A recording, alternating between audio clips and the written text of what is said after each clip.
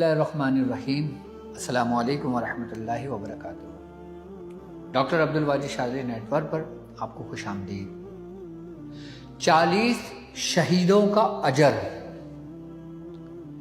بزرگان دین فرماتے ہیں کہ جو شخص لا الہ الا انت سبحانک انی کنت من الظالمین پڑھتا ہے اور اگر وہ بیمار ہے اور اس بیماری کی حالت میں اس کی موت واقع ہو جاتی ہے تو اللہ تبارک و تعالیٰ اس کو 40 شہیدوں کا ثواب عطا کرتا ہے۔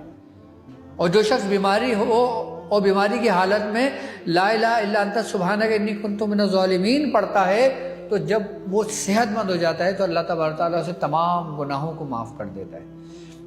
یہ تمام وظائف وہ ہیں جو مستند ہیں، سند کے ساتھ ہیں، اور باقاعدہ طور پہ اولیاء کرام، بزرگان دین، علماء کرام سمجھ لیں کہ ان کے بتائے ہوئے یہ وظائف ہیں، ان کے بتائے ہوئے یہ ترتیب و طریقہ کار ہیں۔